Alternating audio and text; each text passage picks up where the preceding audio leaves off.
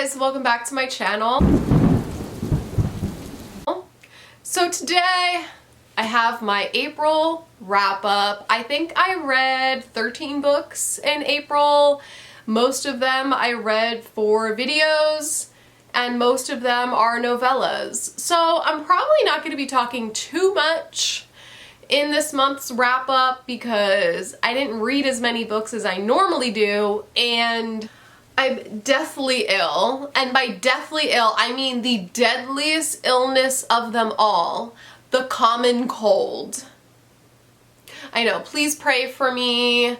I might have to call 911. I might not make it. Guys, I'm like so sick. I haven't had a cold this bad probably since I was like a child. And this morning, you know, Justin goes out to get our groceries. So he goes to Whole Foods.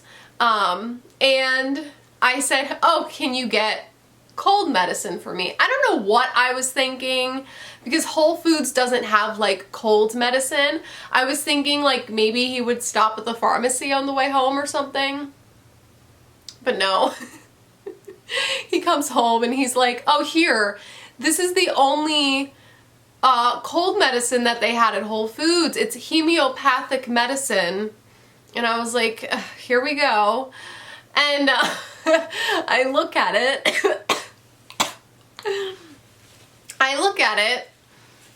And he's like, oh, this is what the woman at the store recommends.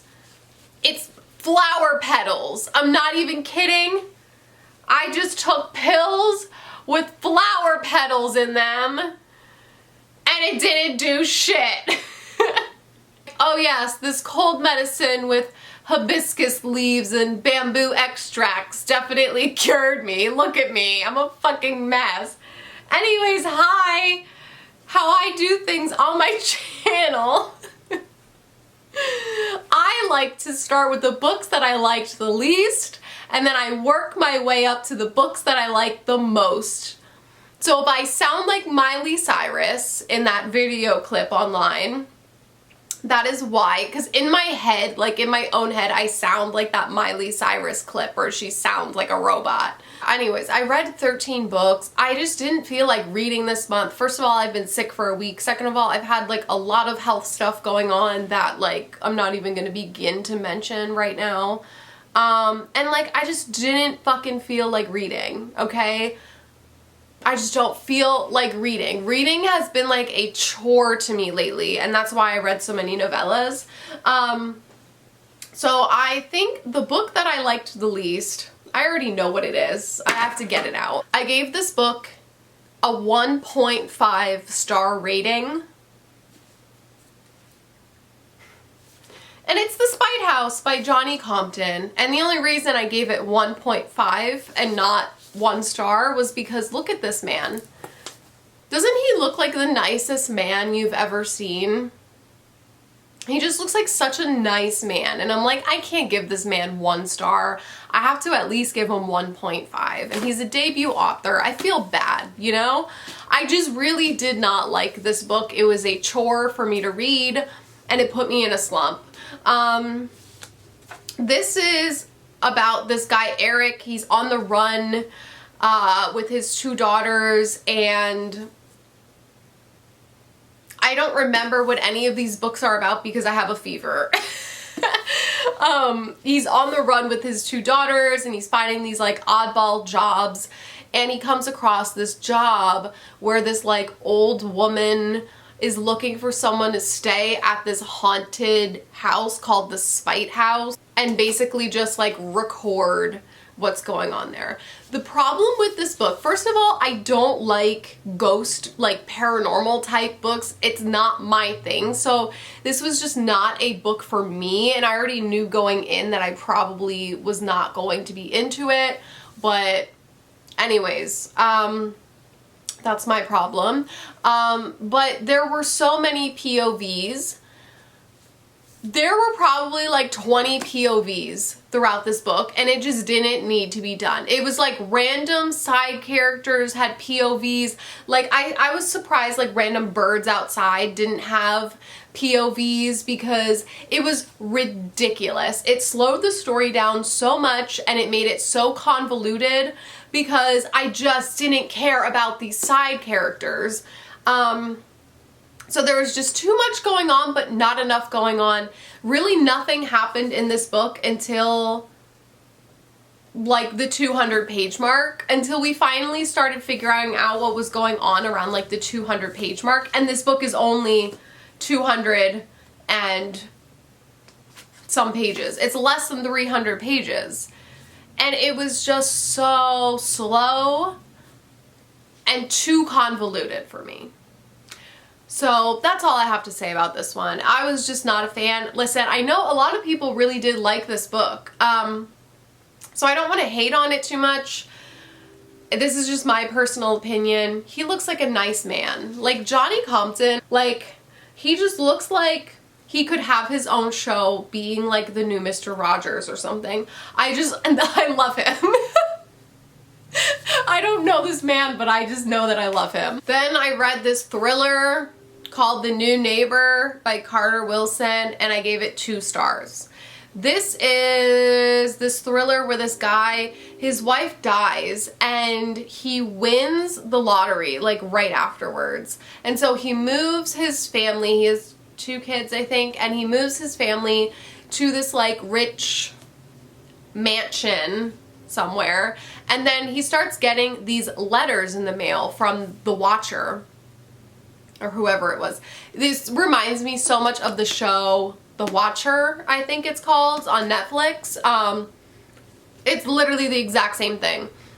So he keeps getting these letters. It's like, oh, we're watching you. We know you won the lottery, and like give us your money, and we know what's going on. And I don't know what the letters say. I don't know, whatever. He's getting these letters and it's like the Watcher, and he can't figure out who the Watcher is, who's trying to like take his money, what's going on. He's a very unreliable narrator himself. He has some stuff going on, and you just don't know who to believe.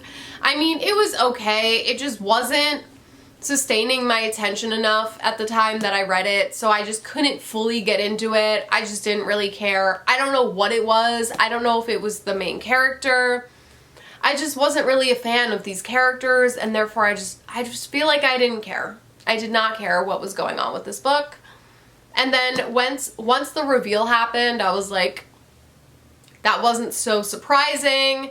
It just felt like, I don't know, it didn't feel like anything new to me. You know what I mean? Like, I haven't been reading as many thrillers. My eyelashes are sticking together. I haven't been reading as many thrillers lately because I just feel like so many of them are just, what is going on with my eyelash?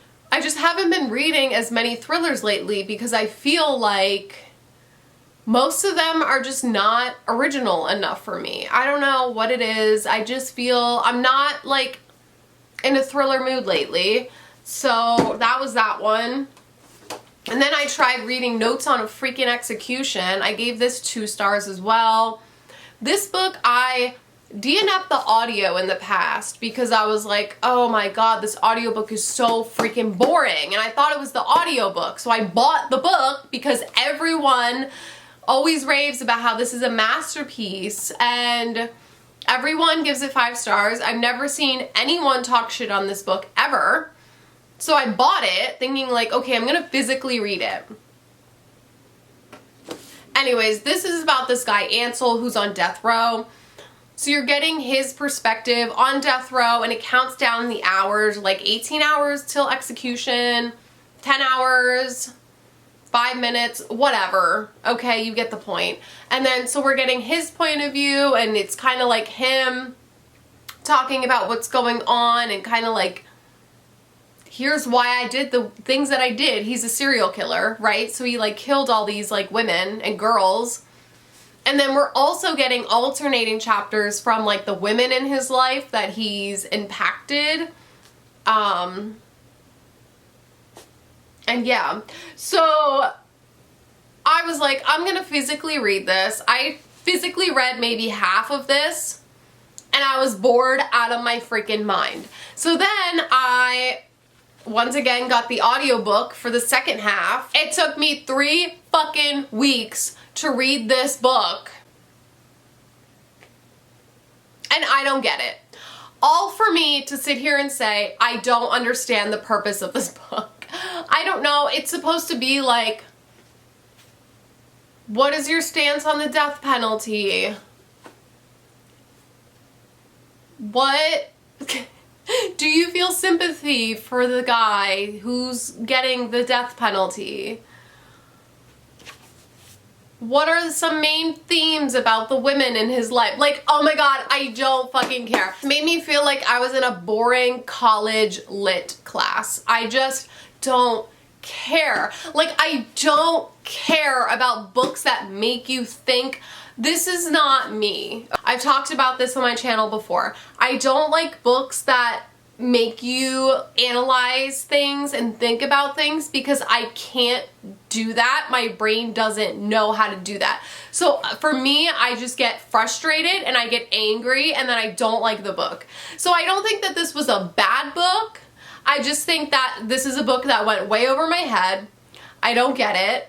And I just was so bored. It's like, yeah, this book makes you feel like you're on death row because it's boring you to tears. That's how I felt about this book. I'm sorry. I'm not sorry.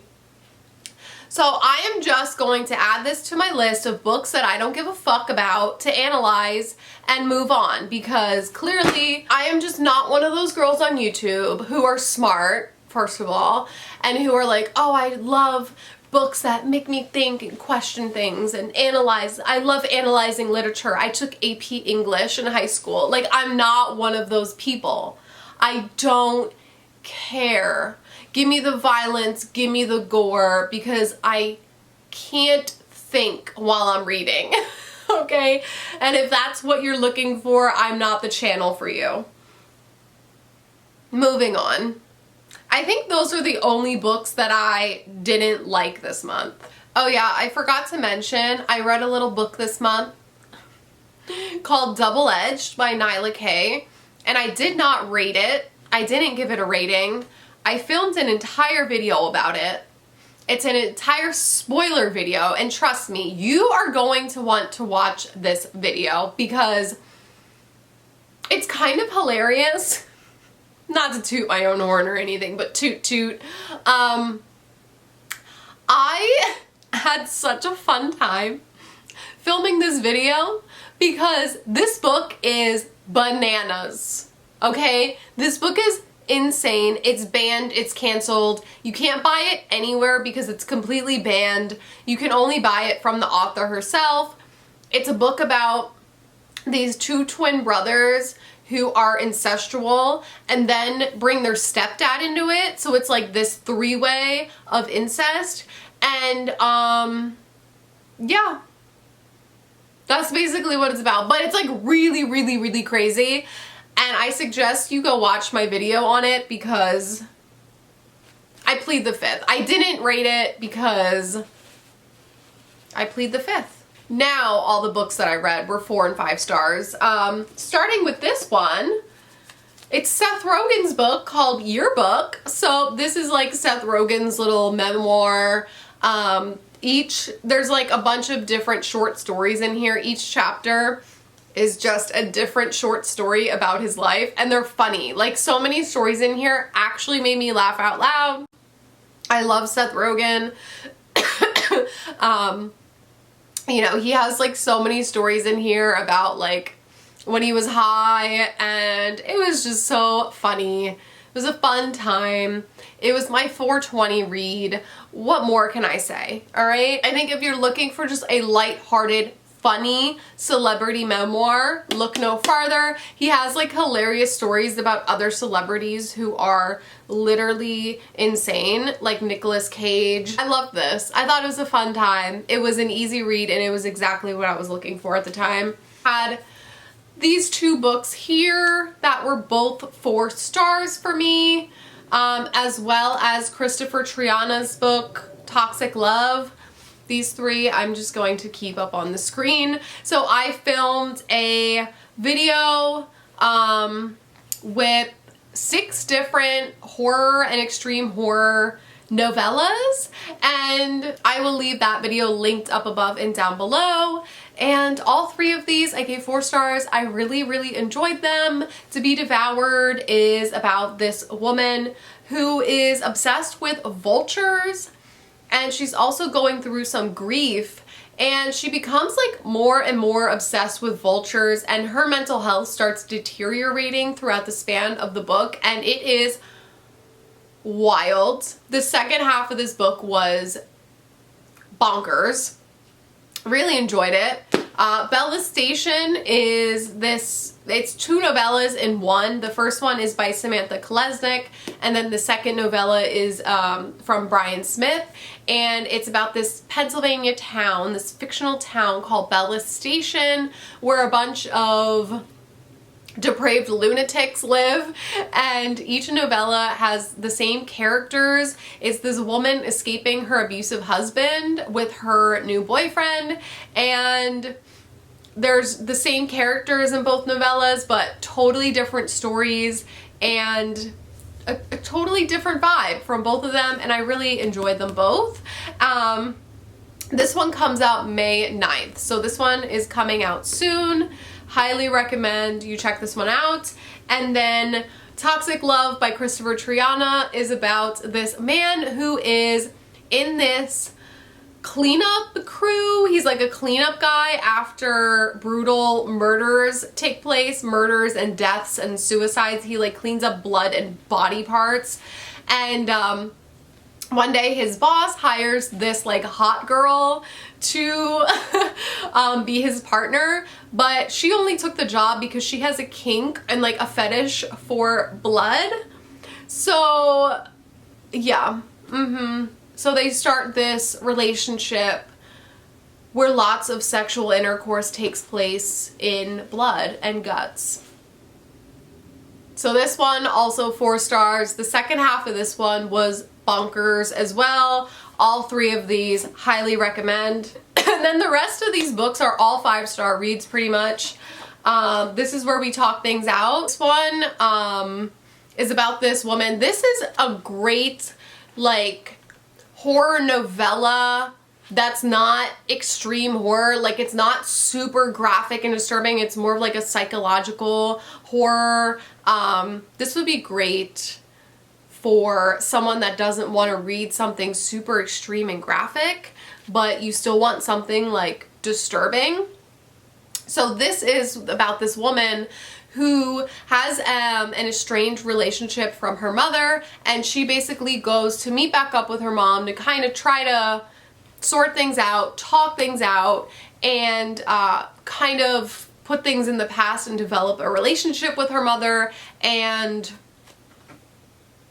all hell breaks loose. This isolated, snowy setting, there's a blizzard, and they are like stuck at this little isolated cabin together, and it's wild. It's a wild time. Really loved it. 100% Match by Patrick C. Harrison III. This is a teeny tiny little novella about this guy who gives off Patrick Bateman vibes. He is trying to like figure out all these statistics and figure out like how he's going to find his 100% match. And it's a wild time. He's an awful person. Would be a fantastic beginner's, like extreme horror beginner book, because it's not super graphic. The last couple pages are the only like extreme horror. There's some animal cruelty and stuff sprinkled in there, but it's nothing super graphic. If you're looking for a beginner book, definitely check this one out. And then the last book that I featured in that vlog was Violence on the Meek by Stuart Bray. This one is fantastic. This is one of my favorite extreme horror books of all time, I think. So this is about this guy, Paul, who is writing his autobiography, which is what we're reading. And it's basically like, oh, this is all the fucked up shit that I've done. This is what happened throughout my life. And I'm gonna write it all down and then I'm gonna kill myself and that's gonna be the end. He is a terrible person, but he's also kind of funny. And this book is bonkers. This book is, I don't even know how to explain this book other than it's one of the most fucked up extreme horror books I've ever read. So this is definitely like not a beginner's extreme horror book, and it's very violent, very graphic. We're just reading about this guy, how he's like a serial killer, a rapist, an animal abuser, and all of the crazy crap that he's done. He basically commits these crimes and then he goes out on the run, and we're just like reading what happened throughout his life and like his childhood up until adulthood, and it's wild, but also kind of funny. I don't know. Am I a terrible person that I think this book is funny? Probably. Listen, I heard that Stuart Bray is running for president. I don't know who started that rumor, but I'm just saying that I'm gonna vote for him, okay? Then I still have 2 more 5-star reads from this month. The first one being Shared by Two by John Athen, one of my favorite authors of all time. Listen, I heard that Stuart Bray and John Athen were running for president, and I'm voting for both of them. So John Athen wrote this book, and it is a psychological horror mixed with extreme horror, which are my 2 favorite subgenres of horror. I love psychological and I love extreme horror. You guys know this. About this stalker, which I am very familiar with stalkers. I have one. And this, okay, so this book is about, I have a fever. This book is about this guy who, he's a writer, and he used to write extreme horror, but now he's dabbling into like fantasy and other genres. And he has this fan that keeps writing him these emails, and after he announces his next book is like another fantasy book and not extreme horror, this upsets this crazy fan so much that he begins stalking him. The emails get progressively more and more violent and threatening, and he is just in a dangerous situation with this man, and things get progressively more dangerous and crazy throughout the book, and then it goes full-blown into extreme horror territory. Lots of gore, lots of violence, craziness, and yeah. So John Athen said that this is actually based off of some stuff that he's going through with a stalker in real life, and that's terrifying, and I'm also dealing with a similar situation, so we're just having a fun time all around here. Needless to say, this book actually genuinely terrified me, but it was so amazingly written, so well done. This is one of my favorite books of all time. This is my favorite John Athen book so far that I've read. I mean, I love all of his books, but I think this one is actually my favorite, and I think I'm gonna buy a copy because I think it needs to go into the extreme horror shrine that I have. Easily my favorite John Athen. I'm just obsessed. One of my favorite extreme horror books. And last but not least, I read Paris Hilton's memoir. Paris, the memoir. Look, we're matching. Pink and pink. I'm obsessed. This is easily one of the best celebrity memoirs I've ever read in my entire life. I was, you know, obsessed with Paris Hilton growing up. I grew up watching The Simple Life. I'm turning 30 this year. I just grew up being a Paris Hilton fan. So when she came out with this memoir, obviously I had to run out and buy it and read it, and I'm so glad that I did, because I wasn't sure if this was gonna be serious, if this was gonna like be funny. I had no idea, and it's a mixture of both. The serious parts of this book, she really opens up about a lot of abuse that happened. I know it's probably well known that she was abused in that school, that boarding school, when she was a teenager. She came out with this information in like 2020, I think. But this goes like so in depth as to exactly what happened at the boarding school and what was happening to other girls and other guys that were at the school, and how she escaped, and just horrific. So horrific. And also she opened up about some like sexual assault, rape, like she was groomed by one of her teachers, like just so much information that I don't think anyone really knew about. And she opens up about so much stuff. And then there's also some like lighthearted, funny chapters in here too. I just think this was so well done and so heartbreaking, and all of you owe Paris Hilton an apology now for making fun of her when we were younger. I never did, because I always knew that I was obsessed with her. But all of you that said anything bad about Paris Hilton, you need to apologize right now. I love her. I'm her biggest fan. And I'm just a Paris Hilton stan. I'm sorry. I'm sorry. If you want to talk about Paris Hilton, you have to get through me first.